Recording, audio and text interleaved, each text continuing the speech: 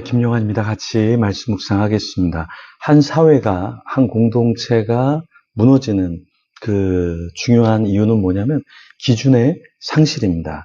사람들은 여전히 자신을 꾸미고 또 자기가 속한 공동체나 사회가 괜찮은 것처럼 포장을 합니다. 그런데 그 안에는 내면은 다듬어지지 않고 결국에 서로를 속이면서 무너지게 되는 것이죠.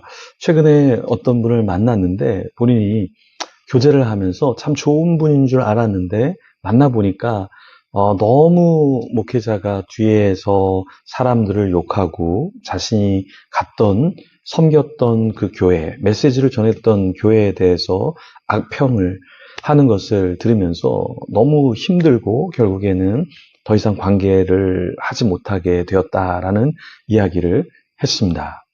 자, 어떤 것이 문제냐면 우리가 책을 내고 또 유명 방송에 나오고 사람들에게 인지도가 있게 될 때 우리 자신의 내면을 더 이상 돌아보지 않고 괜찮은 사람인 것처럼 포장하고 사람들을 기만할 수는 있지만 결국에 하나님 앞에서 우리 자신이 온전히 서 있지 못하기 때문에 어떻게 됩니까? 스스로 자멸하게 되는 것이죠.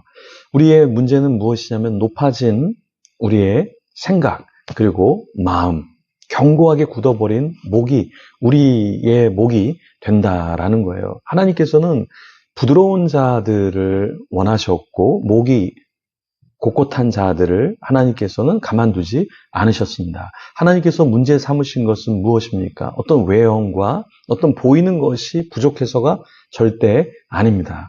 스스로를 자랑하고 자신이 무너지면서 그것을 감추는 자들, 결국에 하나님께서 그 사람들을 가만히 두시지 않는다라는 것이죠. 오늘 우리 본문을 보면서 하나님께서는 우리에게 무엇을 원하시는가 같이 한번 살펴보겠습니다. 16절입니다. 여호와께서 또 말씀하시되 시온의 딸들이 교만하여 느린 목, 정을 통하는 눈으로 다니며 아기작거려 걸으며 발로는 쟁쟁한 소리를 낸다 하시도다. 자, 하나님께서 시온의 딸들을 보니까 교만했다라는 거예요. 그리고 느린 목, 그리고 정을 통하는 눈, 이런 것들을 가지고 살아가고 있다라는 것입니다. 어떤 분을 만났는데 굉장히 이렇게 교만한 분들이 있어요. 그러니까 자만한 분들이 있습니다. 내가 이 정도 이루었는데 너는 내 앞에서 아무것도 아니야. 지배적인 태도, 거만한 태도 이런 것들을 경험하면 우리는 놀라게 되죠. 사색하게 되죠. 그리고 정말 야, 이 자리를 빨리 좀 떠나야 되겠다라는 생각을 하게 됩니다. 그렇다면 이런 자들이 세상에 있는데 나 자신은 어떤 자인가? 우리 자신을 좀 돌아봐야 한다라는 것이죠. 17절에 그러므로 주께서 시온의 딸들의 정수리에 딱지가 생기게 하시며 여호와께서 그들의 하체가 드러나게 하시리라.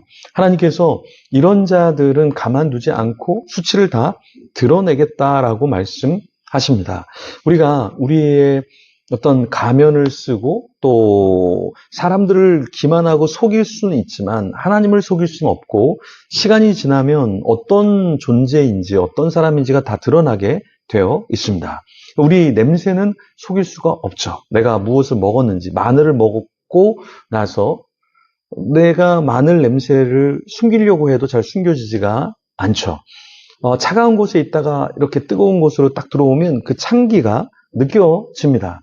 저 사람 찬 곳에 있다가 왔구나 확 느끼게 되죠. 나는 뭐 괜찮은 척 숨기려고 해도 그런 것들을 숨길 수가 없다라는 거예요. 그래서 우리의 교만과 또 우리의 어떠한 자랑, 또 우리가 추구하는 어떤 것을 숨길 수가 없다라는 것입니다.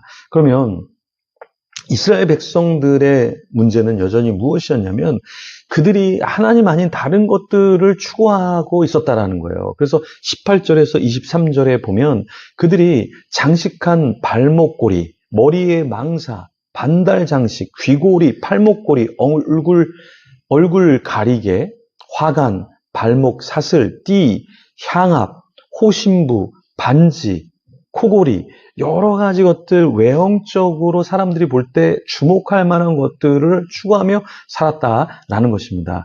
하나님은 이러한 시온의 딸들을 더 이상 자랑거리로 삼을 수가 없었어요. 하나님께서 그 백성들을 보면서 기뻐했던 것은 어떤 장식구, 어떤 의복, 어떠한 금은 패물이 아니라 하나님을 사랑하는 마음, 백성들을 사랑하는 마음, 하나님 앞에 겸손하게 살아가는 그것을 주님께서는 원하셨죠. 그런데 어느덧 우리도 세속적인 자랑, 세속적인 과시, 여기에 집착하는 경향이 있습니다. 어떤 출판사 대표님이 그런 얘기를 했다는 거예요. 밤별, 야, 이게 무슨 대단한 집회라고 거기 가서 집회를 하고 왔냐? 이런 얘기를 어떤 분에게 했다라는 거예요. 좀 마음이 좀 상했는데, 마음이 상한 것보다는 그 생각 자체가 제가 볼 때는 뭔가 잘못되어 있다. 그럼 하나님께 예배하는 것이 큰 집회도 좋지만 작은 집회들이 왜 필요하지 않을까요? 작은 예배, 작은 교회, 작은 선교, 작은 섬김 이런 것들이 살아있어야 사실은 건강성을 갖고 있다라는 것이죠. 여러분, 우리도 하나님 앞에 기준을 잃어버려서는 안 된다. 어떤 강사는 이 정도 주지 않으면 나는 가지 않을 거야. 이런 사람들이 있습니다. 그런데 돈을 보고 또 자리를 보고 가는 것이 중요한 것이 아니라 하나님이 낮은 곳으로 가라 명하셨고 내가 거기서 섬기는 가운데 주님을 드러내는 것이 중요한 것이죠. 그래서 우리 자신을 다시 한번 돌아보면서 나는 교만하지 않냐? 나는 괜찮은가? 나는 교만하지 않은가? 나는 괜찮은가? 우리 자신을 좀 돌아보면 좋겠습니다. 같이 기도하며 주님 앞에 나가겠습니다. 주님 참 감사합니다. 이스라엘 백성들이 내면적인 주님이 기뻐하시는 것들을 잃어버리고 기준을 상실한 채 살았습니다. 그리하여 하나님께 처벌을 받았고 또 피눈물 흘리며 유배를 당할 수밖에 없었습니다. 우리 자신은 어떻습니까? 우리 자신을 돌아보게 하여 주시고 내가 교만하진 않는지, 내가 어떤 것을 자랑하고 있지는 않은지, 주님 아닌 어떤 다른 것을 잡고 하나님보다 더 기뻐하며 살고 있지는 않은지 우리 자신을 돌아보게 하여 주시옵소서. 주님 감사합니다. 이 시대에 정말 주님을 드러내는 그러한 존귀한 자 되게 하여 주시옵소서. 감사합니다. 예수님 이름으로 기도드립니다. 아멘. 우리 계속해서 기도하며 주님 앞에 나아가겠습니다.